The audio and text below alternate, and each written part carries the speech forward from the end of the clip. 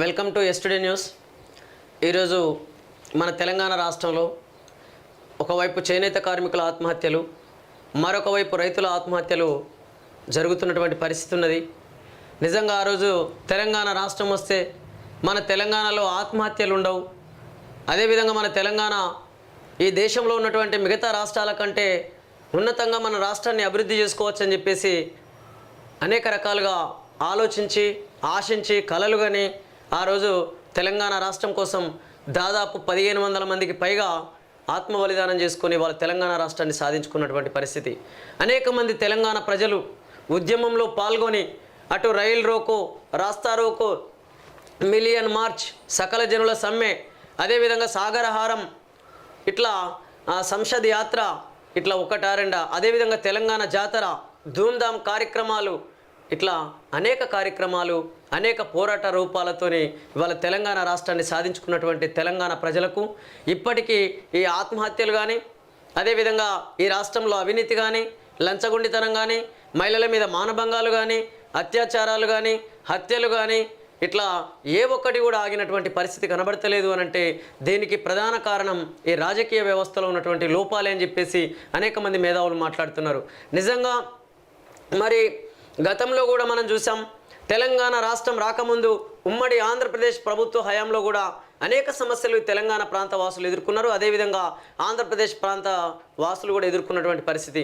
మరి తెలంగాణ రాష్ట్రం వస్తే మన సమస్యలన్నీ పరిష్కరించబడతాయి, మన రాష్ట్రాన్ని మనమే పరిపాలించుకొని మనం అభివృద్ధి చేసుకోవచ్చు అని చెప్పేసి ఆశించినటువంటి తెలంగాణ ప్రజలకు ఇవాళ మిగిలింది ఏమున్నది? కేవలం ధన రాజకీయాలు, కుటుంబ రాజకీయాలు, వారసత్వ రాజకీయాలు తప్ప నా ప్రజలకు ప్రజాస్వామ్యబద్ధ రాజకీయాలు ఎక్కడున్నాయి, వాళ్లకు ప్రజాస్వామ్యబద్ధ పరిపాలన ఎక్కడ అందుతుందని చెప్పేసి అనేక మంది ఆలోచిస్తున్నారు. అనేక మంది మాట్లాడుతున్నటువంటి మాటల్ని ఈరోజు మేము ముందుకు తీసుకొస్తున్నాను. అదేవిధంగా ఈరోజు ప్రధాన పేపర్లోని ప్రధాన వార్తల్ని చూద్దాం. దానికంటే ముందు ఎస్టుడే తెలుగు సత్యం అనునిత్యం అనే ఛానల్ని వీలైనంత మేరకు ఎక్కువ మందికి షేర్ చేయండి. అదేవిధంగా విలువైన సమాచారం కోసం మీకు ఏదైనా నచ్చిన అంశం ఉంటే ఖచ్చితంగా ఛానల్ని లైక్ చేయడం ద్వారా ఎక్కువ ప్రమోట్ చేసిన వాళ్ళు అవుతారు, ఎక్కువ సమాచారాన్ని ప్రజలకు అందించిన వాళ్ళు అవుతారు. అదేవిధంగా మీకు అంటే అన్పార్లమెంటరీ వర్డ్స్ కావచ్చు, లేకపోతే ఇతర ఇంకొక వర్డ్స్ కానీ వాడకుండా పార్లమెంటరీ వర్డ్స్ ద్వారా మీరు మీ సలహాలు సూచనలు కామెంట్ రూపంలో తెలియజేయాలని చెప్పేసి మీ అందరికీ విజ్ఞప్తి చేస్తున్నాం. అక్రమాలపై ఉక్కుపాదం, ఇందుకు తగ్గట్లుగా హైడ్రాకు రూపకల్పన చేయండి. ప్రభుత్వ ఆస్తులు, చెరువులు, నాలాల పరిరక్షణ కీలకం. పరిధి 2000 చదరపు కిలోమీటర్లు ఉండాలి. అసెంబ్లీ సమావేశాల నాటికి ముసాయిదా సిద్ధం కావాలి. ఉన్నత స్థాయి సమీక్ష సమావేశంలో ముఖ్యమంత్రి రేవంత్ రెడ్డి. హైడ్రాను అక్రమాలపై ఉక్కుపాదం మోపేలా ప్రభుత్వ ఆస్తులు, నాలాలు, చెరువులను కాపాడేలా రూపకల్పన చేయాలని ముఖ్యమంత్రి రేవంత్ రెడ్డి అధికారులను ఆదేశించారు. ప్రభుత్వ ఆస్తుల విషయంలో ఇష్టారాజ్యంగా వ్యవహరించే వారికి అది ముగతాడు వేయాల్సి ఉంటుందని అన్నారు. ఆ పాత్రను సమర్థవంతంగా పోషించేలా Hyderabad discharge response and assets monitoring and protection వ్యవస్థ ఉండాలని స్పష్టం చేశారు. హైడ్రా ఏర్పాటు విధి విధానాలపై ఆయన శుక్రవారం సచివాలయంలో సమీక్ష నిర్వహించారు. వ్యవస్థగత నిర్మాణం, విధి విధానాలపై విస్తృత స్థాయిలో అధ్యయనం చేయండి. త్వరలో ప్రారంభమయ్యే అసెంబ్లీ సమావేశాల నాటికి ముసాయిదా సిద్ధం కావాలి. హైదరాబాద్ నగర విస్తరణకు వీలుగా ప్రజలకు విస్తృత సేవలు అందించేందుకు ఈ వ్యవస్థ ఉపకరించాలి. కేంద్ర జాతీయ విపత్తుల నిర్వహణ చట్టానికి అనుగుణంగా ఈ నూతన వ్యవస్థ ఉండాలి అని చెప్పేసి అంటే మన తెలంగాణ రాష్ట్ర ముఖ్యమంత్రి రేవంత్ రెడ్డి గారు సమీక్షించినటువంటి అంశాన్ని మనం ఇక్కడ చూడొచ్చు. నిజంగా గత ప్రభుత్వ హయాం నుంచి హైదరాబాద్ మహానగరం పరిస్థితి ఎలా ఉందనంటే చాలా చోట్లలో ఈ హైదరాబాద్ నగరం చుట్టుపక్కల ఉన్నటువంటి అనేక చెరువులు కబ్జాలకు గురైనటువంటి పరిస్థితి, అనేక ప్రభుత్వ భూములు కబ్జాలకు గురైనటువంటి పరిస్థితి, అదేవిధంగా అక్కడక్కడ నాలాలు, హైదరాబాద్ మహానగరంలో ఎక్కడ నీరు నిలవకుండా కొన్ని నాలాలు ఏర్పాటు చేసి దిగువకు పంపించేటటువంటి వ్యవస్థ ఉన్నప్పటికీ గతంలో అది రాను రాను కబ్జాలకు గురైపోయి ఇవాళ నాలాల మీదనే నిర్మాణాలు చేసినటువంటి పరిస్థితి హైదరాబాద్ మహానగరంలో ఉన్నది. కాబట్టి రాష్ట్ర ప్రభుత్వం అయితే ఒక నిర్ణయం తీసుకోబోతుందని మనకి వార్త చూస్తే అర్థమవుతుంది. మరి నిజంగా ఈ నాలాలు కబ్జాలకు గురి అవుతున్నాయి, అదేవిధంగా ప్రభుత్వ భూములు కబ్జాలకు గురవుతున్నాయి. ఇవాళ చెరువులు, కుంటలు అన్నీ కూడా ప్రభుత్వ సంపద అంతా కూడా అటు ప్రైవేట్ వ్యక్తుల చేతికి వెళ్తుంది. అదేవిధంగా భూములన్నీ కబ్జాలకు గురవుతున్నాయంటే కబ్జాలు చేసే వాళ్ళు ఎవరు, కబ్జాలు పెడుతున్నటువంటి వాళ్ళెవరు, ఇవాళ నాలాలను కూడా కబ్జాలు చేస్తున్నటువంటి వాళ్ళెవరు? కాబట్టి ఎంతటి వారైనా ప్రభుత్వం ఉపేక్షించకుండా పరిపాలిస్తే ఖచ్చితంగా ప్రజలకు మేలు జరుగుతుంది. ఇక లేకపోతే ఈయన మా పార్టీడని లేదా యా పార్టీడని లేదా రకరకాల పద్ధతులలో పార్టీకి ఫండింగ్ చేస్తున్నారని ఇట్లాంటి కారణాలతోని లేదా ఇలాంటి ఆలోచనలతోని కనుక ఆ కబ్జా కోరుల విషయంలో పక్షపాతం వహించినట్లయితే తప్పకుండా మళ్ళీ ప్రజలకు సమస్యలు ఎదురయ్యే అవకాశం ఉంటాయని చెప్పేసి అనేక మంది మేధావులు మాట్లాడుతున్న మాటల్ని మేము గుర్తు చేస్తున్నాం. అదేవిధంగా ఇవాళ వర్షాకాలం రాబోతుంది. ఈ వర్షాకాల సమయంలో చాలా చోట్ల నాలాలు ఇంకా పూర్తిగా సరిగ్గా నిర్వహించినటువంటి పరిస్థితి ఉన్నది. అక్కడక్కడ చెత్త చెదారం అంతా కూడా ఎక్కడికక్కడ నాలాల్లో ఇరుక్కుపోయినటువంటి పరిస్థితి ఉన్నదని చెప్పేసి కూడా అనేక మంది మాట్లాడుతున్నారు. మరి ఇప్పటికైనా రాష్ట్ర ప్రభుత్వం తేరుకొని ఉన్న నాలాలను క్లియర్ చేయండి. రేపు వర్షం వస్తే ఆ వర్షపు నీరంతా నిలిచిపోయి ఎక్కడికక్కడ రోడ్ల మీద ప్రవహించి ఇవాళ వాహనదారులకు అటు ట్రాఫిక్ జాములు రకరకాల ట్రాఫిక్ ఇబ్బందులు ఎదుర్కొనే అవకాశం ఉన్నది. కాబట్టి అలాంటి పరిస్థితులు తలెత్తకుండా రాష్ట్ర ప్రభుత్వం ముందు జాగ్రత్త చర్యలు చేపట్టాలని మేము విజ్ఞప్తి చేస్తున్నాం. కాంగ్రెస్లో చేరిన ప్రకాష్ గౌడ్ అదే బాటలో మరో బారాస ఎమ్మెల్యే అరికెపూడి గాంధీ నేడు అస్తంగూటికి కొనసాగుతున్న చేరికల పర్వం అనేటటువంటి వార్తను మనం చూడొచ్చు. నిజంగా మనం ముందు నుంచి అంటున్నాం, ఇక్కడ చేరుతుంది ఏ పార్టీకో ఆ పార్టీకో కాదు. ఏ పార్టీ ప్రభుత్వాన్ని ఫామ్ చేసినా మిగతా పార్టీలకు సంబంధించిన నాయకులు ఇవాళ ఆ పార్టీలోకి క్యూ కడుతున్నటువంటి పరిస్థితి ఉన్నది. మనం గతంలో చూసాం, ఇవాళ కూడా మనకు అదే పరిస్థితి కనబడుతుంది. కాబట్టి ఇవాళ కాంగ్రెస్ పార్టీ అధికారాన్ని ఫామ్ చేసింది కాబట్టి ఈ రాష్ట్రంలో ఇవాళ కాంగ్రెస్ పార్టీలోకి క్యూ కడుతున్నటువంటి పరిస్థితి. అదేవిధంగా అంతకుముందు టీఆర్ఎస్ పార్టీ కూడా అధికారాన్ని ఫామ్ చేసినప్పుడు టీడీపీ పార్టీలో ఉన్నటువంటి నేతలందరూ కూడా టీఆర్ఎస్ పార్టీలోకి క్యూ కట్టినటువంటి పరిస్థితి. అంతకుముందు తెలంగాణకు వ్యతిరేకంగా పనిచేసినటువంటి నాయకులను కూడా ఇవాళ టీఆర్ఎస్ పార్టీలో చేర్చుకొని అత్యున్నత స్థానాలు కల్పించినటువంటి పరిస్థితి ఆనాడు టీఆర్ఎస్ పార్టీ నాయకత్వానికి. ఇది నేను చెప్తున్న మాట కాదు, అనేక మంది తెలంగాణ ఉద్యమకారులు మాట్లాడినటువంటి మాటల్ని ఇవాళ మీ దృష్టికి తీసుకొస్తున్నాం. కాబట్టి ఇవాళ ఏ పార్టీ తీరు చూసినా ఆ పార్టీ అధికారమే లక్ష్యంగా, ఆ పార్టీ మిగతా పార్టీలకు ధీటుగా అభివృద్ధి చెందడమే లక్ష్యంగా కనబడుతుంది తప్ప నా ప్రజల సమస్యలను పరిష్కరించే విషయంలో కానీ ప్రభుత్వ సంక్షేమ పథకాలన్నీ ప్రజలకు అందించే విషయంలో కానీ ఈ పార్టీల నేతలకు చిత్తశుద్ధి లేదు అని చెప్పేసి కూడా అనేక మంది మేధావులు మాట్లాడుతున్నటువంటి మాటల్ని మీ దృష్టికి తీసుకొస్తున్నాం. స్థానిక ఎన్నికల్లో గెలుద్దాం, రాష్ట్రంలో అధికారం సాధిద్దాం. 8 లోక్సభ స్థానాల్లో గెలిపేందుకు సంకేతం. కాంగ్రెస్ గ్యారంటీల అమలుకు పోరాటం. భాజపా విస్తృత స్థాయి కార్యవర్గ సమావేశంలో నేతల దిశానిర్దేశం.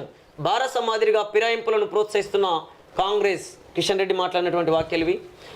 రాష్ట్రంలో స్థానిక సంస్థల ఎన్నికల్లో విజయం సాధించి 2028 అసెంబ్లీ ఎన్నికల్లో అధికారంలోకి రావడానికి మార్గం సుగమం చేసుకోవాలని భాజపా నిర్ణయించింది. కార్యకర్తల తోడ్పాటుతో లోక్సభ ఎన్నికల్లో తెలంగాణలో భాజపా 2వ స్థానంలో నిలిచిందని, ఇది రాష్ట్రంలో అధికారంలోకి రావడానికి బలమైన సంకేతమని పార్టీ ముఖ్య నేతలు పేర్కొన్నారు. గ్యారంటీలు హామీలతో అధికారంలోకి వచ్చిన కాంగ్రెస్ పార్టీ వాటిని పూర్తిగా విస్మరించి పాలన చేస్తుందని విమర్శించారు. ఆ హామీ అమలు చేసేదాకా భాజపా పోరాడుతుందని ప్రకటించారు. స్థానిక సంస్థల ఎన్నికల్లో భాజపా అభ్యర్థులను గెలిపించుకొని పార్టీని మరింత బలోపేతం చేయాలని తీర్మానించారు. శుక్రవారం శంషాబాద్ సమీపంలో భాజపా విస్తృత స్థాయి కార్యవర్గ సమావేశం నిర్వహించారు. భాజపా రాష్ట్ర అధ్యక్షుడు కేంద్ర మంత్రి జి కిషన్ రెడ్డి అధ్యక్షతన నిర్వహించిన సమావేశంలో పార్టీ ముఖ్య నేత కేంద్ర మంత్రి ధర్మేంద్ర ప్రధాన్, భాజపా జాతీయ ప్రధాన కార్యదర్శి కేంద్ర సహాయ మంత్రి బండి సంజయ్, పార్టీ ప్రధాన కార్యదర్శి చంద్రశేఖర్ తివారీ, ఓబీసీ మోర్చా జాతీయ అధ్యక్షుడు కె లక్ష్మణ్, బీజేపీ ఎల్పీ నేత ఏ మహేశ్వర్ రెడ్డి, జాతీయ ఉపాధ్యక్షురాలు డికే అరుణ, ఎంపీలు ఈటెల రాజేందర్, ధర్మపురి అరవింద్, రఘునందన్ రావు, ఎమ్మెల్యేలు పాల్గొన్నారనేటటువంటి వార్తను మనం చూసినట్లయితే ఇక్కడ అంటే లోక్సభ స్థానాల్లో గెలిపే అందుకు సంకేతం. కాబట్టి రాబోయే రోజులలో రాష్ట్రంలో అధికారం అంటే స్థానిక ఎన్నికల్లో గెలుద్దాం, రాష్ట్రంలో అధికారం సాధిద్దామని చెప్పేసి బీజేపీ పార్టీ ఇవాళ సమీక్ష సమావేశం నిర్వహించినటువంటి వార్తను మనం ఇక్కడ చూడవచ్చు. కానీ ఒక్కటి గమనించాలి, బీజేపీ పార్టీ ఈ దేశాన్ని పరిపాలిస్తున్నది బీజేపీ పార్టీనే. కానీ ఈ దేశంలో ఉన్నటువంటి ఆర్థిక అసమానతలు తొలగే విధంగా మీరు ఏం ప్రయత్నం చేస్తున్నారో ఈ దేశ ప్రజలకు చెప్పాల్సిన అవసరం ఉన్నది. అదేవిధంగా సామాజిక అసమానతలు తొలగే విధంగా మీరు ఈ దేశంలో ఎలాంటి ప్రయత్నాలు చేస్తున్నారో ఈ దేశ ప్రజలకు చెప్పాల్సినటువంటి అవసరం ఉన్నది. అంతేకాకుండా రాజకీయ సమానత్వాన్ని సాధించే దిశగా మీ పార్టీ అడుగు వేయాల్సినటువంటి అవసరం ఉన్నది. కానీ ఇవాళ మీ పార్టీలో జరుగుతున్నది ఏంటి? సామాజిక న్యాయం జరుగుతుందా?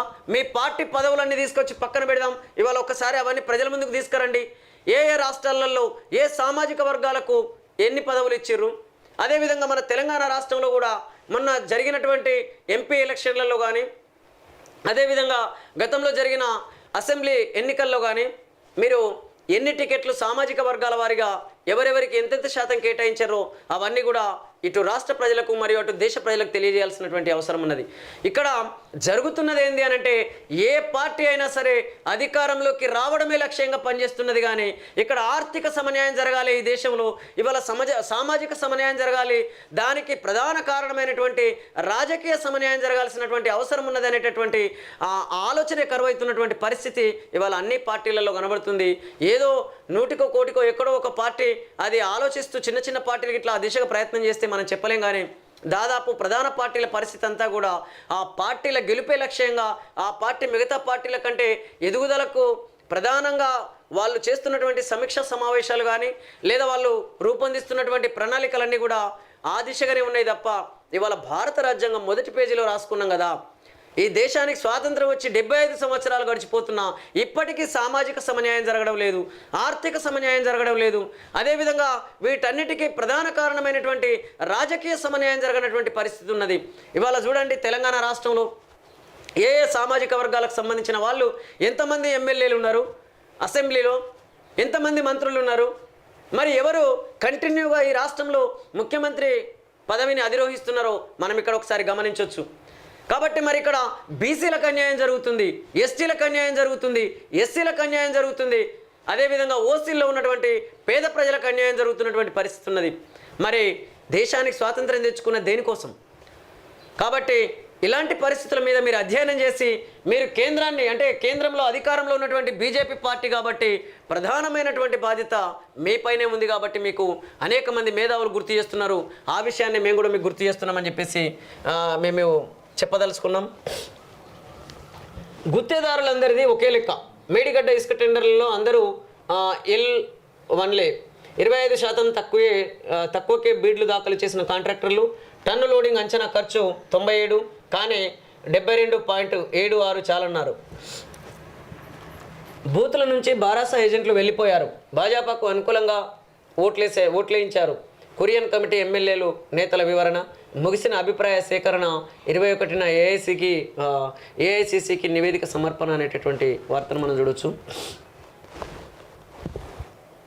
అంటే బూతుల నుంచి బారాసా ఏజెంట్లు వెళ్ళిపోయారు, భాజపాకు అనుకూలంగా ఓట్లేయించారు అని అంటే నిజంగానే ఎన్నికల్లో ఏదైనా సాధ్యమే అని చెప్పేసి అనేక మంది మేధావులు అంటున్నారు.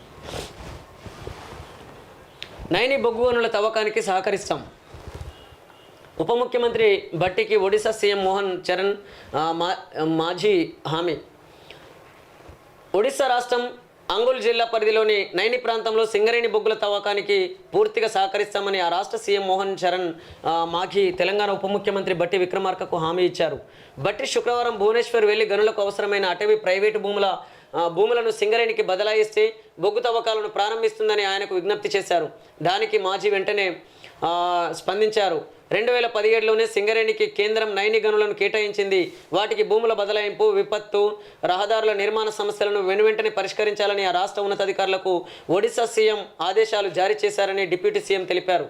ఆ గనుల సమీపంలో సింగరేణి ఆధ్వర్యంలో 1600 మెగావాట్ల సూపర్ క్రిటికల్ థర్మల్ విద్యుత్ కేంద్రాన్ని ఏర్పాటు చేయాలని నిర్ణయించామని, దానికి స్థల కేటాయింపు, ఇతర అనుమతులు కూడా మంజూరు చేయాలని భట్టి కోరగా దానికి కూడా ఒడిశా సీఎం సానుకూలంగా స్పందించారు. ఆ గనులతో ఒడిశా రాష్ట్ర యువకులకు ఉపాధి అవకాశాలతో పాటు ఆ రాష్ట్రానికి పన్నుల రూపంలో ఏటా 600 కోట్ల వరకు ఆదాయం సమకూరుతుందని డిప్యూటీ సీఎం మాజీకి వివరించారు. దేశంలో విద్యుత్ సరఫరా సమస్యను పరిష్కరించడానికి ఆ గనులు అత్యంత ఆవశ్యకమని తెలిపారు. వాటికి సంబంధించి అన్ని వివరాలతో కూడిన లేఖను ఒడిశా సీఎంకు అందజేశారు. మాజీతో భేటీ ముగిసిన అనంతరం అక్కడికి 140 కిలోమీటర్ల దూరంలోని నైని ప్రాంతానికి డిప్యూటీ సీఎం రోడ్డు మార్గంలో అధికారుల బృందంతో కలిసి వెళ్లారు అనేటటువంటి వార్తను మనం ఇక్కడ చూడొచ్చు.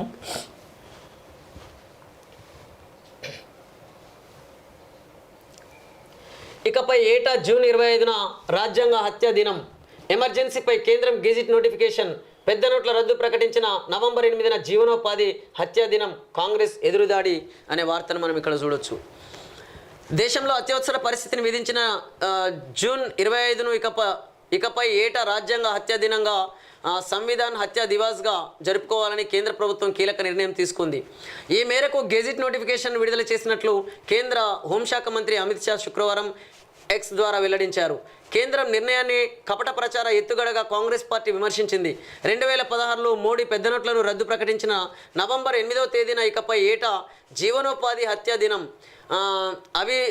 అజీవికా హత్యా దివాస్గా ప్రజలు జరుపుకుంటారని, దీనికి సంబంధించిన గెజిట్ నోటిఫికేషన్ కూడా త్వరలో వెలువడుతుందని ఎదురుదాడికి దిగింది. 1975 జూన్ 25న అప్పటి ప్రధానమంత్రి ఇందిరాగాంధీ తన నియంతృత్వ పాలనతో దేశంలో ఎమర్జెన్సీ విధించింది. ప్రజాస్వామ్యం గొంతు నిలిమేశారు. ఎలాంటి కారణం లేకుండా లక్షల మందిని జైల్లో పెట్టారు.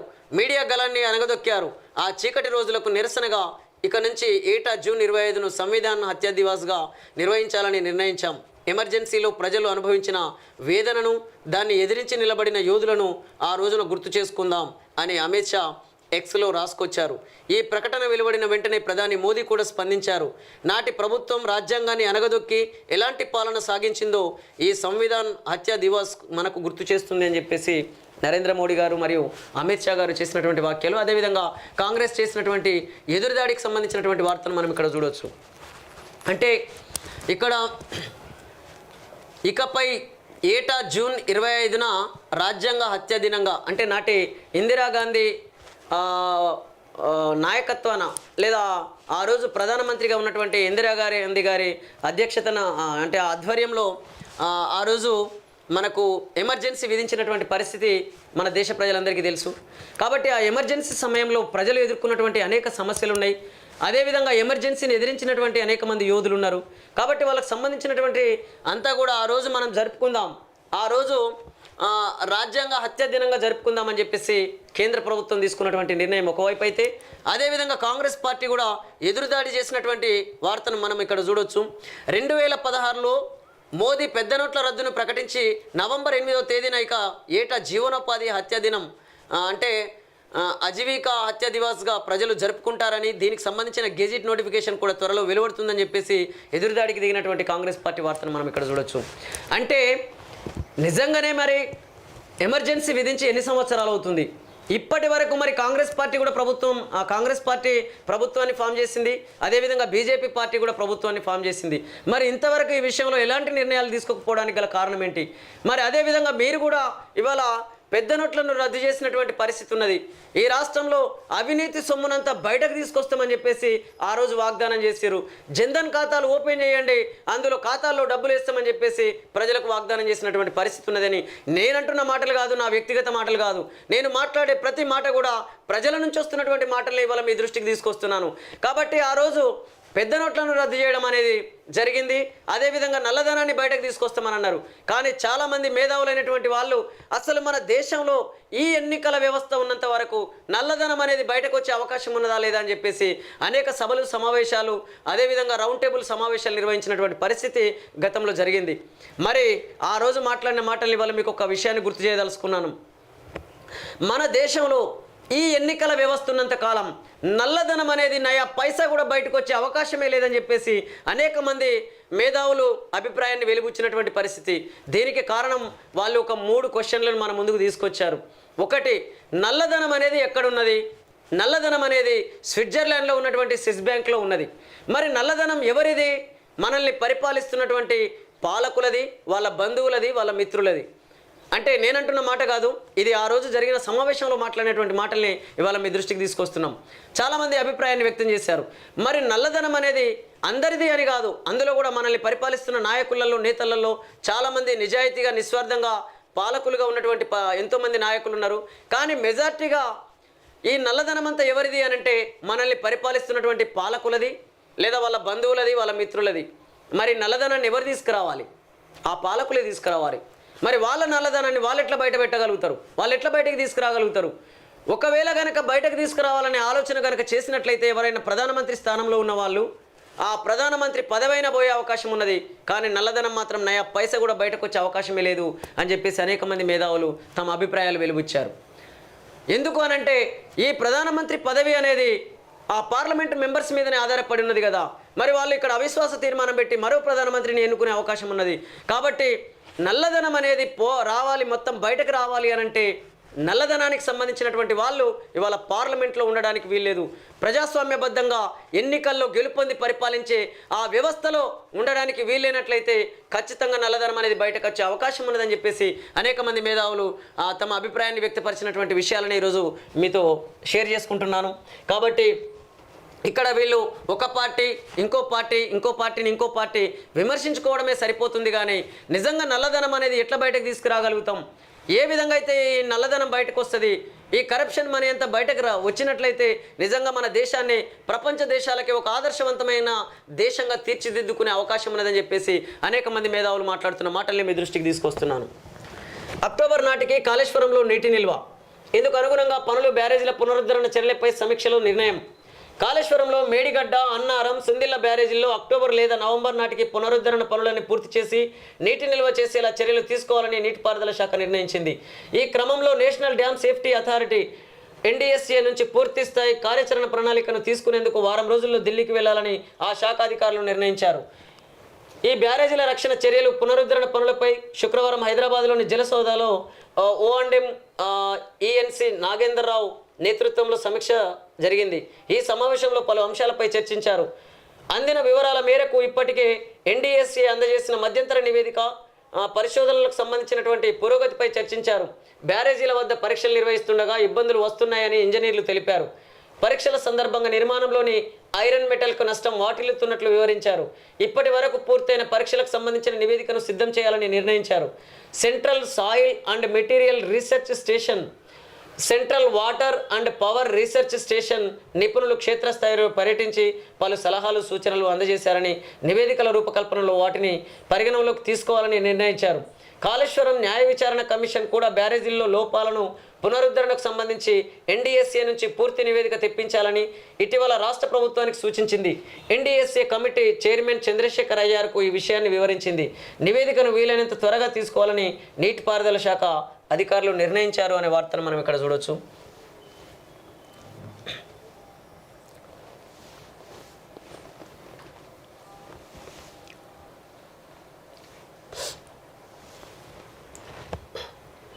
బీటెక్ కన్వీనర్ కోటాకు సగం మందే పోటీ, ముగిసిన తొలి విడత కౌన్సిలింగ్, స్లాట్ బుకింగ్ 15 వరకు వెబ్ ఆప్షన్లు. ఇంజనీరింగ్ తొలి విడత కౌన్సిలింగ్కు మొత్తం 99,170 మంది ప్రాసెసింగ్ ఫీజు చెల్లించి స్లాట్ బుక్ చేసుకున్నారు. ఆ ప్రక్రియ శుక్రవారంతో ముగిసింది. ఎప్సెట్ ఇంజనీరింగ్ విభాగంలో 1,80,424 మంది ఉత్తీర్ణులయ్యారు. వారిలో 99,170 మంది స్లాట్ బుక్ చేసుకోగా దాదాపు 80,000 మంది కన్వీనర్ కోటా సీట్లపై ఆసక్తి చూపలేదు. ధ్రువపత్రాల పరిశీలనకు శుక్రవారం నాటికి 88,800 మంది హాజరయ్యారు. ఆ ప్రక్రియ శనివారంతో ముగియనుంది. హైదరాబాద్లో మాత్రం ఈ నెల 14వ తేదీ వరకు ఉంటుందని అధికారులు తెలిపారు. శుక్రవారం నాటికి 60,713 మంది ఆప్షన్లు ఇచ్చుకున్నారు. ధ్రువపత్రాల పరిశీలన చేయించుకున్న వారిలో కొంతమంది వెబ్ ఆప్షన్లు ఇవ్వరు. ఆప్షన్ల నమోదుకు 15 వరకు అవకాశం ఉండడంతో అప్పటికి సుమారు 90,000 నుంచి 95,000 మంది వరకు పెరగవచ్చని ప్రవేశాల కన్వీనర్ కార్యాలయ వర్గాలు అంచనా వేస్తున్నాయి అనేటటువంటి వార్తను మనం చూడొచ్చు. కంగు తినేలా రంగు, ఆర్టీసీ పల్లె వెలుగు బస్సులకు ఒకే రంగు, ఎక్స్ప్రెస్ సర్వీసులు, సూపర్ లగ్జరీ బస్సులకు ఒకే రంగు ఉండడం సాధారణమే. కానీ ఒకవైపు పల్లె వెలుగు, మరొక వైపు ఎక్స్ప్రెస్ బస్సు రంగు ఉంటే ఆశ్చర్యమే కాదు. అయితే పల్లె వెలుగు రంగును చూసి అది మన ఊరిలో ఆగుతుందని బస్సు ఎక్కుతున్నటువంటి ప్రయాణికులు అది ఎక్స్ప్రెస్ బస్సు అని తెలుసుకొని కంగు తింటున్నారు.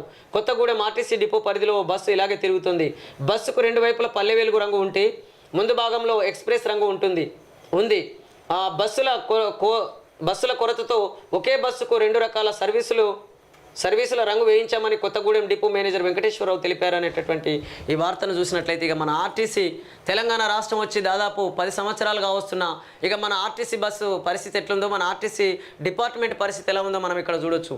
బస్సుల కొరత వల్ల ఎక్స్ప్రెస్ను గుర్తుపట్టే విధంగా ఒక కలర్ ఉంటుంది, అదేవిధంగా పల్లె వెలుగు బస్సులకు ఒక కలర్ ఉంటే ఇవాళ పల్లె వెలుగు బస్సులకు అదేవిధంగా ఎక్స్ప్రెస్కు ఆ 2 కలర్లను జోడించి ఇవాళ బస్సులు నడుపుతున్నటువంటి పరిస్థితి మనకు కొత్తగూడెం డిపోలో కనబడుతుంది. అంటే మరి దాన్ని ఎక్స్ప్రెస్ అనుకోవాలన్నా పల్లె వెలుగు బస్సు అనుకోవాలన్నా? కాబట్టి అది తెలియక ఆ రంగు చూసి అనేక మంది ప్రజలు ఆ బస్సుల్లో ఎక్కి కాదు ఇది ఎక్స్ప్రెస్ అనగానే దిగుతున్నటువంటి పరిస్థితి. ఇలాంటి ఇబ్బందులు అక్కడున్న ప్రజలు ఎదుర్కొంటున్నటువంటి పరిస్థితి. మరి ఇప్పటికైనా రాష్ట్ర ప్రభుత్వం ఆలోచించి ఆర్టీసీని అభివృద్ధి చేస్తామని అంటున్నారు, ఆర్టీసీ ఉద్యోగ అవకాశాలు కల్పిస్తామన్నారు. ఆర్టీసీని ఇంకా రకరకాల పద్ధతులలో మీరు మాట్లాడుతున్న మాటలు వింటే అసలు నిజంగా ఆర్టీసీ చాలా ఆధునీకరిస్తారేమో అన్నంత గొప్పగా మాట్లాడుతున్నారు. కానీ ఇక్కడ ఆర్టీసీ బస్సు పరిస్థితి చూస్తే అటు పల్లె వెలుగు రంగేసుకొని అదేవిధంగా ముందు భాగంలో ఎక్స్ప్రెస్ రంగేసుకొని రెండు బాధ్యతలు ఒకే బస్సు నిర్వహిస్తున్నటువంటి పరిస్థితి ఆర్టీసీలో కనబడుతుంది అని అంటే ఇక మీరు ఆర్టీసీ విషయంలో ఏం చేయాలనో మరి ఏం చేస్తారో కొంతకాలం వేచి చూస్తే కానీ అర్థం కాని పరిస్థితి ఉంది ప్రజలకు. చూద్దాం మరి రాష్ట్ర ప్రభుత్వం రాబోయే రోజులలో ఆర్టీసీని ఏ విధంగా డెవలప్ చేయబోతుందో. ఫంక్షన్లు పార్టీలపై ఆబ్కారీ నిఘా, అక్రమ మద్యం నియంత్రణకు ప్రత్యేక బృందాలు. తెలంగాణలో జరుగుతున్న వివిధ ఫంక్షన్లు పార్టీల్లో మద్యం వినియోగంపై అబ్కారీ శాఖ నిఘా విస్తృతం చేస్తుంది. సుంకం చెల్లించని మద్యం, non duty paid liquor, NDPL వినియోగంపై ఇప్పటికే దాడులు నిర్వహిస్తుండగా ఇకపై ప్రత్యేక బృందాలను రంగంలోకి దించనుంది. ఫంక్షన్లలో మద్యం వినియోగానికి ముందుగా ఆబ్కారీ శాఖ నుంచి ఈవెంట్ పర్మిషన్ తీసుకోవాలి. కానీ అనుమతి తీసుకున్న వారు కూడా దొంగచాటుగా ఎన్డీపీఎల్ మద్యం వినియోగించడం పెరిగింది. దీంతో తెలంగాణ ఆబ్కారీ శాఖకు ఆదాయం రాకుండా పోతుంది. ఈ నేపథ్యంలోనే ఆబ్కారీ శాఖ commissioner Shridhar, excise enforcement director BV Kamalasan Reddy ఆదేశాల మేరకు ప్రత్యేక డ్రైవ్లు నిర్వహించనున్నారు అనేటటువంటి వార్తను మనం చూసినట్లయితే ఇక అక్రమ మద్య నియంత్రణకు ప్రత్యేక బృందాలు అంటున్నారు. నిజంగా అక్రమ మద్యం నియంత్రణ సంగతి ఒకసారి ఆలోచించినట్లయితే ఎవరు అక్రమ మద్యాన్ని చేస్తున్నారు? దాని కారకులు ఎవరు? కూలీలు చేస్తారా, లేకపోతే కార్మికులు చేస్తారా, పేదోళ్ళ? చేసేదంతా ఎవరు? ఎంతో కొంత ధనవంతులు, లేదా పొలిటీషియన్ అంటే రాజకీయ పలుకుబడి ఉన్న వాళ్ళు, లేదా బలవంతులు, వాళ్ళే కదా చేస్తుంది. కాబట్టి ఇవన్నిటి కూడా ప్రభుత్వ అధికారులు కావచ్చు, పాలకులు కావచ్చు, వాళ్ళ నిర్లక్ష్యం వల్లనే ఇవన్నీ జరగడానికి కారణం ఏర్పడుతుందని చెప్పేసి అనేక మంది మాట్లాడుతున్న మాటల్ని మీ దృష్టికి తీసుకొస్తున్నాం. బీటెక్ కన్వీనర్ కోటాకు సగం మందే పోటీ. ఇంతకుముందే చదివాం. ఒకే రోజు 2 పరీక్షలు ఉంటే ఒకే చోట రాయవచ్చు. డిఎస్సిపై పాఠశాల విద్యాశాఖ నిర్ణయం. ఒకే రోజు 2 సబ్జెక్టుల పోస్టులకు సంబంధించిన డిఎస్సి పరీక్షలు ఉంటే అలాంటి వారు ఉదయం పరీక్ష రాసిన చోటే రెండో పరీక్షకు హాజరు కావచ్చని పాఠశాల విద్యాశాఖ తెలిపింది. ఈ విషయాన్ని అధికారులు అభ్యర్థులకు సమాచారం ఇచ్చారు. కొందరు అభ్యర్థులకు ఉదయం ఒక జిల్లాలో, మధ్యాహ్నం మరో జిల్లాలో పరీక్షలు ఉన్నాయి. నాన్ లోకల్ పోస్టులకు దరఖాస్తు చేయడంతో ఇతర జిల్లాలో పరీక్ష కేంద్రాలు ఇచ్చారు. దీనిపై అభ్యర్థులు ఆందోళన చెందుతున్నారు. స్పందించిన విద్యాశాఖ అధికారులు అలాంటి వారు ఒకే రోజు ఒకే పరీక్ష కేంద్రంలో పరీక్షలు రాసే అవకాశం ఇస్తామని తెలిపారు. వారికి హాల్ టికెట్లు మార్చి ఇస్తామని అధికారి ఒకరు చెప్పారు. ఒక సబ్జెక్టు తెలుగు, అదే సబ్జెక్టు హిందీ మాధ్యమానికి దరఖాస్తు చేసి ఉంటే ప్రధాన మాధ్యమంలో వచ్చిన మార్కులను రెండో దానికి కూడా పరిగణనలోకి తీసుకుంటామని విద్యాశాఖ స్పష్టం చేసింది. ఈ నెల 18 నుంచి ఆన్లైన్ విధానంలో డిఎస్సి పరీక్షలు ప్రారంభం కానున్నాయని చెప్పేసి మనం ఈ వార్తను చూడవచ్చు. అంటే ఒక పరీక్ష కేంద్రం ఒక జిల్లాలో ఉంటుంది, మరో పరీక్ష కేంద్రం మరో జిల్లాలో ఉంటుంది. ఇక అక్కడ పరీక్ష రాసి ఇక్కడికి వచ్చేసరికల్లా దాదాపు అంటే 100 కిలోమీటర్లు లేదా 150 కిలోమీటర్లు ప్రయాణం చేసి వచ్చేసరికి ఈ పరీక్ష టైం ఉంటుందా? కాబట్టి ఆ విద్యాశాఖ ముందు నుంచే తేరుకొని మరి పరీక్షకి ఇట్లాంటి అంటే ఒకే రోజు 2 పరీక్షలు రాసేటటువంటి అభ్యర్థులకు మీరు ముందు నుంచే ఒకే దగ్గర హాల్ టికెట్లు ఎందుకు కేటాయించలేకపోయారు? వాటికి సమాధానం చెప్పండి ఆ విద్యార్థులకు.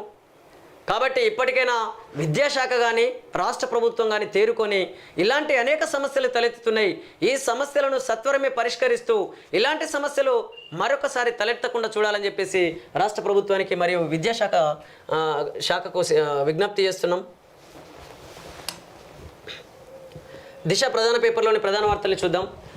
జూన్ 25 రాజ్యాంగ హత్యా దినం గెజిట్ విడుదల చేసిన కేంద్ర ప్రభుత్వం. ఎక్స్ వేదికగా హోంమంత్రి అమిత్ షా ప్రకటన. ఎమర్జెన్సీ వేదనను బాధలను భరించిన వారందరినీ స్మరించుకుందామని వెల్లడి. బీజేపీలోకి బీఆర్ఎస్ ఎంపీలు. రాజ్యసభ పక్షం విలీనం. పార్లమెంటు బడ్జెట్ సమావేశాల్లోపే పూర్తి. వారే వెళ్తున్నారా, అధినేత పంపిస్తున్నారా? కేటీఆర్, హరీష్ రావు ఢిల్లీ టూర్ పర్యవసనం. 4 చేరికకు రంగం సిద్ధం. టీడీపీ తరహా ఫార్ములా రిపీట్. కాంగ్రెస్తో యుద్ధమే. ఆ పార్టీ వైఫల్యాలు, హామీల విస్మరణపై పోరు. 15 అంశాలతో బీజేపీ రాజకీయ తీర్మానం. కాళేశ్వరం అవినీతిపై ఫైట్. ఫోన్ ట్యాపింగ్, విద్యుత్ కొనుగోలులో కరప్షన్పై సైతం తీర్మానాన్ని ప్రవేశపెట్టిన ఏలేటి, బలపరిచిన ఈటెల, అరవింద్, రఘునందన్ రావు. ముగిసిన బీజేపీ రాష్ట్ర కార్యవర్గ సమావేశం. ఇక ఇక్కడ మనం చూడవచ్చు బీజేపీలోకి బీఆర్ఎస్ ఎంపీలు, నిజంగా అదే బీఆర్ఎస్లోకి బీజేపీ ఎంపీలు వచ్చే అవకాశం ఉన్నదా? లేదు. ఎందుకు లేదు? ఎందుకంటే బీఆర్ఎస్ పార్టీ చేతిలో అధికారం లేదు కాబట్టి అధికారం ఎక్కడుంటే అక్కడికి ఏ పార్టీ నాయకులైనా క్యూ కడుతున్నటువంటి పరిస్థితి ఉన్నది అని చెప్పేసి మనం గత నుంచి చెప్తూనే ఉన్నాం. అది ప్రజలు కూడా గమనిస్తూనే ఉన్నారు.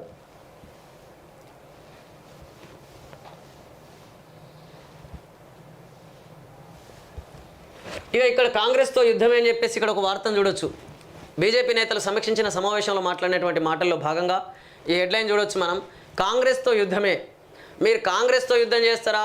మీరు మరో పార్టీతో యుద్ధం చేస్తారా? మీరు ఇంకో పార్టీతో యుద్ధం చేస్తారా? నా ప్రజలకు అవసరం లేదు అని చెప్పేసి అనేక మంది మేధావులు, అనేక మంది ప్రజలు మాట్లాడుతున్నారు. కానీ మీరు ప్రజలకు ఎదురవుతున్న సమస్యలతో యుద్ధం చేయండి.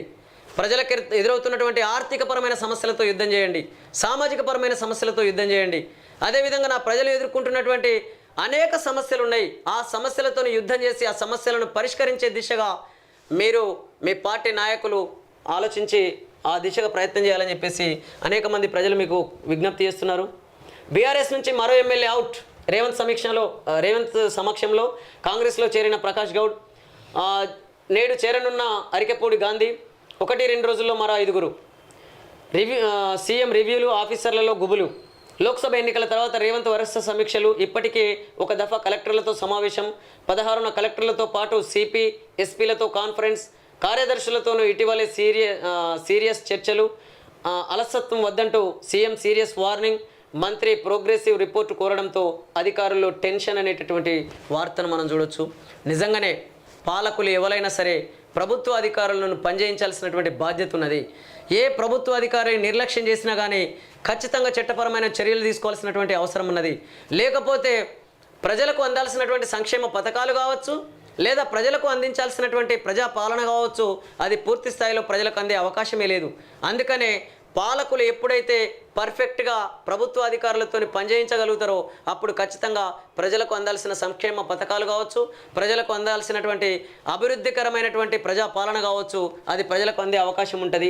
మరి చూడాలి రేవంత్ సర్కారు ఏ విధంగా పరిపాలించబోతుందో మనం కొంతకాలం చూస్తే కానీ అర్థం కాదు. బీజేపీకి ఈటల కొత్త కాదు.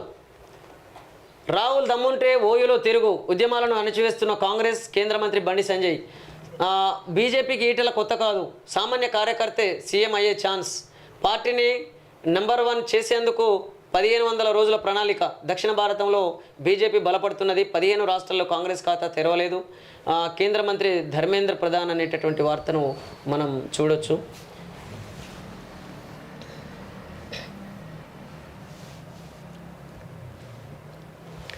సెక్రటేరియట్ సెక్యూరిటీ మార్పు. త్వరలోనే స్పెషల్ పోలీస్ వింగ్ నుంచి స్పెషల్ ప్రొటెక్షన్ ఫోర్స్కు. గతంలో ప్రతిపాదనపై సీరియస్ ఆలోచన. త్వరలోనే అధికారిక నిర్ణయం. ప్రజాప్రతినిధులను గుర్తించడంలో లోపమే కారణమనే వార్తను కూడా చూడొచ్చు. కొత్త రేషన్ కార్డుల జారీపై ఫోకస్. ఇప్పటికే దరఖాస్తుల స్క్రూటినీ ప్రారంభం.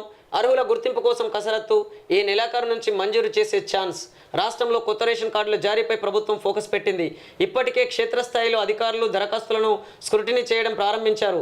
అందులో అర్హులైన వారికి రేషన్ కార్డులు ఇవ్వనున్నారు. ఈ నెలాఖరు నుంచి రేషన్ కార్డుల జారీ ప్రక్రియ ప్రారంభం కానున్నట్లు సమాచారం. కొత్త రేషన్ కార్డుల జారీపై ఫోకస్ పెట్టినటువంటి రాష్ట్ర ప్రభుత్వం ఒకటి గమనించాలి. మీరు అనర్హులైనటువంటి వాళ్ళ విషయంలో మీరు చర్యలు తీసుకోండి, కాదంటలేం. కానీ అర్హులైనటువంటి వాళ్ళ విషయంలో మాత్రం నిర్లక్ష్యం చేయొద్దని చెప్పేసి రాష్ట్ర ప్రభుత్వానికి విజ్ఞప్తి చేస్తున్నాం. చాలా చోట్లల్లో అర్హులైనటువంటి పేద ప్రజలకు ఈ తెల్ల రేషన్ కార్డులు రాక వాళ్ళకు రేషన్కి సంబంధించినటువంటి అంటే బియ్యం కావచ్చు, పప్పు ధాన్యాలు కావచ్చు, ఇతర సరుకులు కావచ్చు, అవి అందుకోలేకపోతున్నటువంటి ప్రజలు ఉన్నారు. అంతేకాకుండా తెల్ల రేషన్ కార్డుకును అదేవిధంగా బిలో పావర్టీ లైన్కు ఇక్కడ లింకు పెట్టినటువంటి పరిస్థితి. ఆరోగ్యశ్రీ కార్డుకు తెల్ల రేషన్ కార్డుకు లింకు పెట్టినటువంటి పరిస్థితి. అనేక 6 గ్యారంటీలు ఏవైతే కాంగ్రెస్ పార్టీ ఇచ్చిందో 6 గ్యారంటీలకు ఈ తెల్ల రేషన్ కార్డులతో లింకు పెట్టినటువంటి పరిస్థితి. కొన్నింటికి లింకు పెట్టినటువంటి పరిస్థితి ఉన్నది. కాబట్టి ఇలా తెల్ల రేషన్ కార్డుల విషయంలో అర్హులైన పేద ప్రజలకు అందకుండా కనుక చేస్తే ఇవాళ వాళ్ళు ఓన్లీ రేషన్ కార్డు కోల్పోవడమే కాదు, వాళ్ళ ఆరోగ్యాన్ని కోల్పోయే అవకాశం ఉన్నది. అదేవిధంగా ఈ ఏవైతే సంక్షేమ పథకాలు ఉన్నాయో ఆ పథకాలు కూడా కోల్పోయే ప్రమాదం ఉన్నది. కాబట్టి ఈ తెల్ల రేషన్ కార్డులు అందించే విషయంలో అర్హులైనటువంటి పేద ప్రజలందరికీ తెల్ల రేషన్ కార్డులు అందించే విధంగా ప్రభుత్వం కృషి చేయాలని చెప్పేసి మేము విజ్ఞప్తి చేస్తున్నాం.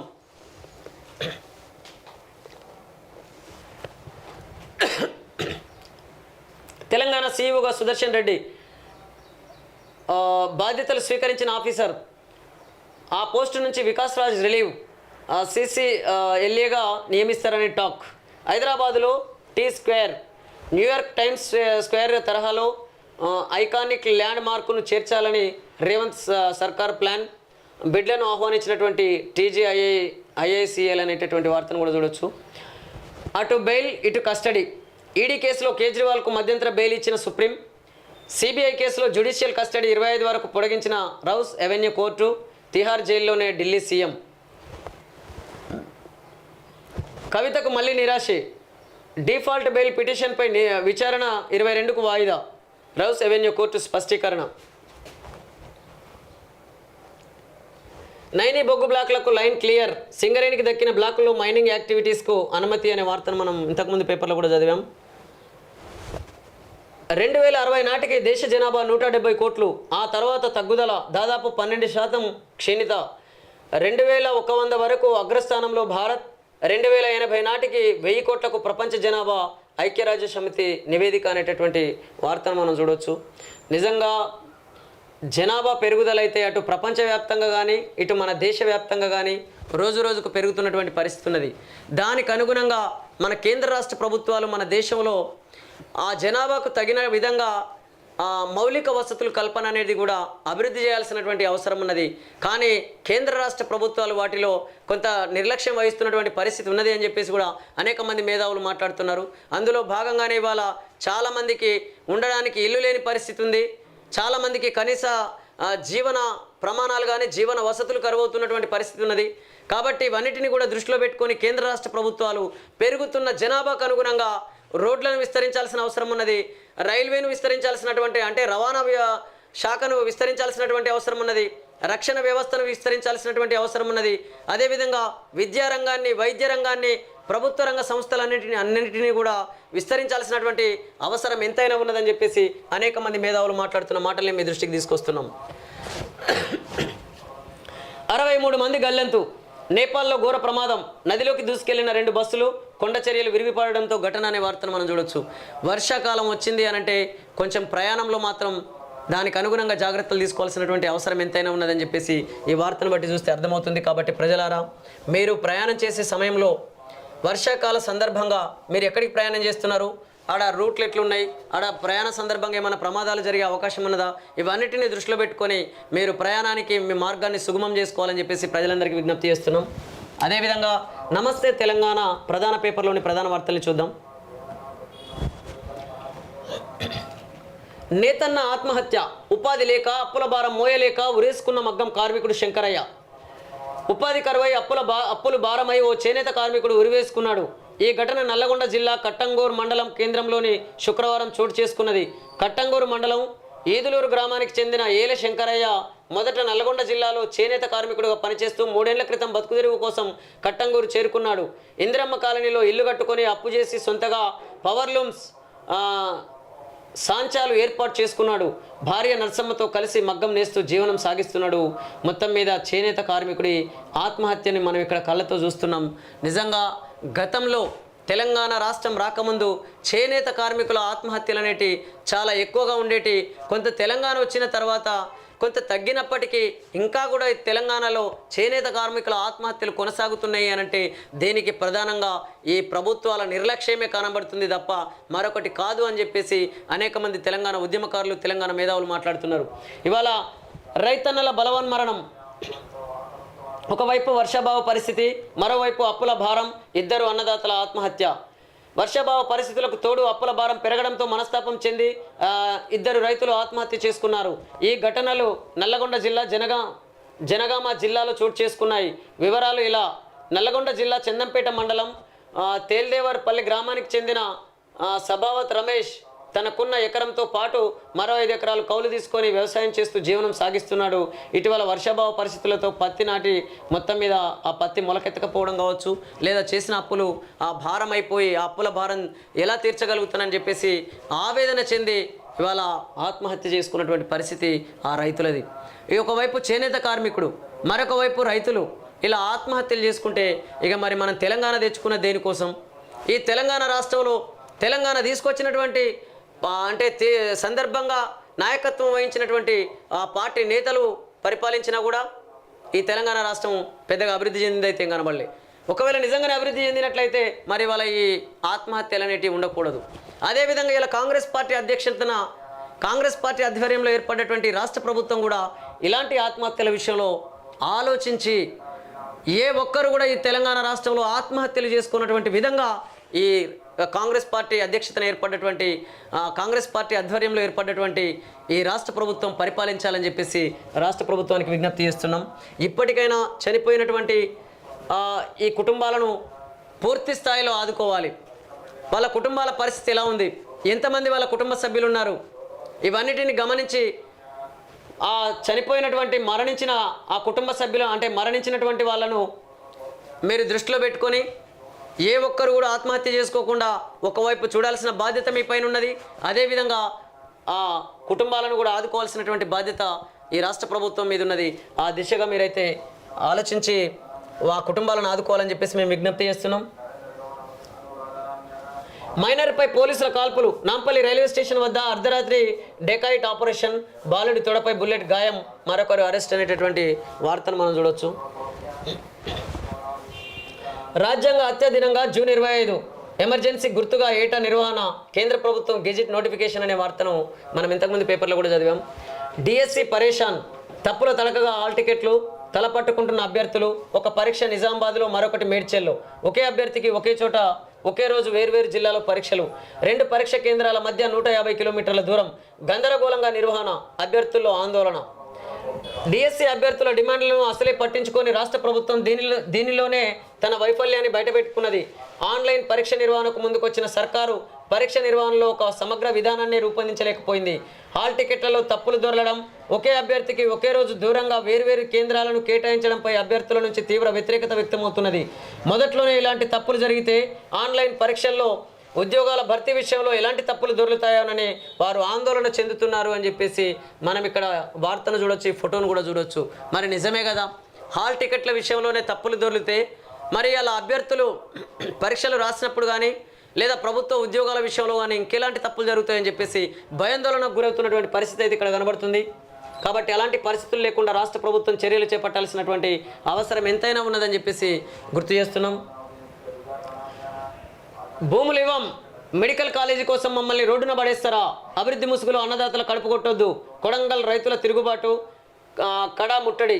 2013 భూసేకరణ చట్టం వర్తింపజేయాలనే డిమాండ్. మెడికల్ కాలేజీ కోసం మా బతుకులను రోడ్డున పడేస్తారా? ఏళ్ల నుంచి సాగు చేసుకుంటున్న భూములను అభివృద్ధి ముసుగులో గుంజుకుంటామంటే ఎట్లా? వ్యవసాయాన్ని నమ్ముకొని బతుకుతున్న మా పొట్టగొట్టొద్దు. ఈ భూములు ఇచ్చేది లేదు అని ప్రభుత్వంపై రైతులు తిరగబడ్డారు. ప్రజా సంఘాల నాయకులతో కలిసి వికారాబాద్ జిల్లా కొడంగల్ పట్టణంలో కడా కార్యాలయం ఎదుట శుక్రవారం బైఠాయించినటువంటి ఈ రైతుల ఫోటోలు కానీ లేదా ఈ వార్తల్ని మనం ఇక్కడ చూడొచ్చు.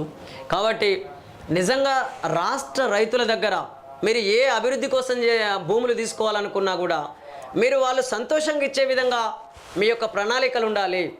అంతేగాని బలవంతంగా ఇవాళ రైతుల దగ్గర కానీ లేదా భూ యజమానుల దగ్గర మేము భూమిని తీసుకుంటామనంటే వాళ్ళు ఎందుకు ఇస్తారు?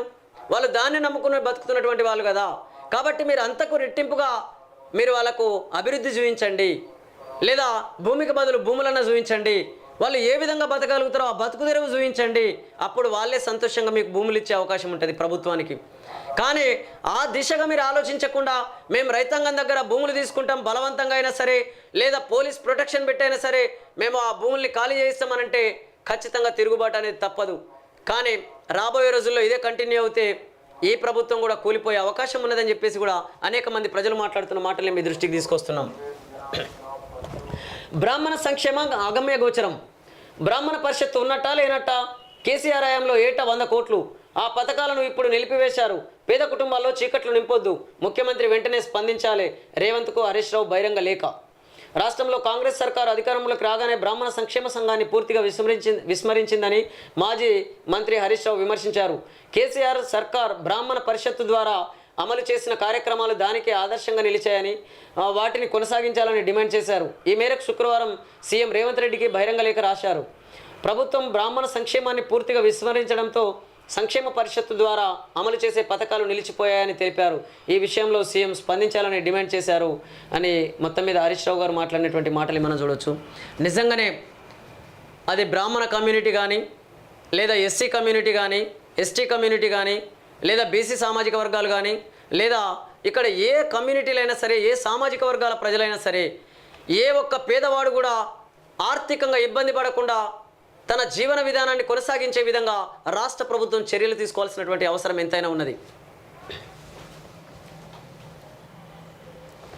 గుదిబండల్లా గ్యారంటీలు, నిధులన్నీ వాటికే ఖర్చు అవుతున్నాయి, అభివృద్ధికి కేటాయింపులు లేవు, కర్ణాటక సీఎం సలహాదారు రాయారెడ్డి వ్యాఖ్యలు అనేటటువంటి వార్తను మనం ఇక్కడ చూడొచ్చు. గుదిబండల్లా గ్యారంటీలు, వివిధ పార్టీలు ఆయా రాష్ట్రాల్లో కానీ లేదా కేంద్రంలో కానీ అధికారంలోకి రావడం కోసం అనేక గ్యారంటీలు, అనేక హామీలు ఇస్తున్నటువంటి పరిస్థితి ఎన్నికల సందర్భంగా. ఇవాళ ఎన్నికల్లో గెలిచిన తర్వాత వాళ్ళు ఇచ్చిన గ్యారంటీలను నిలబెట్టుకోవడం కోసం అటు రాష్ట్ర ఖజానా కావచ్చు, లేదా ఇటు కేంద్ర ఖజానా కావచ్చు, వాటికే సరిపోతున్నటువంటి పరిస్థితి. మరిగా రాష్ట్రాలను ఎట్లా అభివృద్ధి చేసుకోగలుగుతాం, అదేవిధంగా ఈ దేశాన్ని ఎట్లా అభివృద్ధి చేసుకోగలుగుతాం? ఇగో ఇలాంటి సమస్యలు తలెత్తుతున్నటువంటి పరిస్థితి. ఇవాళ గుదిబండల్లా గ్యారంటీలు, నిధులన్నీ వాటికే ఖర్చు అవుతున్నాయని చెప్పేసి వార్తను బట్టి చూస్తే మనకు అర్థమవుతుంది. మరి ఈ పార్టీ స్వామ్యంలో నిజంగా of the people, for the people, by the people అని చెప్పేసి మనం ప్రజాస్వామ్యంలో ప్రజల చేత, ప్రజల కొరకు, ప్రజల ద్వారా ఎన్నుకోబడేది ప్రజాస్వామ్యం అంటాం. మరి ఇక్కడ ఈ పరిస్థితి చూస్తే of the party, for the party, by the party అన్నట్లు కనబడుతుంది అని చెప్పేసి కూడా అనేక మంది మేధావులు అంటున్నారు. మరి ఇలాంటి ప్రజాస్వామ్యమా, ఇది పార్టీ స్వామ్యమా అర్థం కాకుంటున్నది. కాబట్టి వివిధ పార్టీలు ఎన్నికల సమయంలో గెలిపే లక్ష్యంగా అనేక గ్యారంటీలు ఇస్తున్నారు, అనేక హామీలు ఇస్తున్నారు. ఇవాళ గెలుపొందిన తర్వాత ఆ హామీలను నిలబెట్టుకోవడం కోసం ఉన్న ప్రభుత్వ ఖజానానంతా దానికి కేటాయిస్తున్నటువంటి పరిస్థితి ఉన్నది. ఇక మరి రాష్ట్రాన్ని, రాష్ట్ర ప్రజలను ఏ విధంగా అభివృద్ధి చేయగలుగుతారు? కాబట్టి ఈ పార్టీలన్నీ కూడా ఆ పార్టీల గెలుపే లక్ష్యంగా వాళ్ళ హామీలు ఉంటున్నాయి, వాళ్ళ పరిపాలన ఉంటుంది, వాళ్ళు హామీలను అమలు చేసే తీరుంటుంది తప్ప నిజంగా ప్రజలకు ఏం సమస్యలు ఉన్నాయి, మరి ఆ సమస్యలను ఏ విధంగా పరిష్కరించగలుగుతాం? ఇవన్నిటినీ కూడా వాళ్ళు ఆలోచిస్తున్నటువంటి పరిస్థితి కనబడతలేదు అని చెప్పేసి కూడా అనేక మంది మేధావులు అంటున్నారు.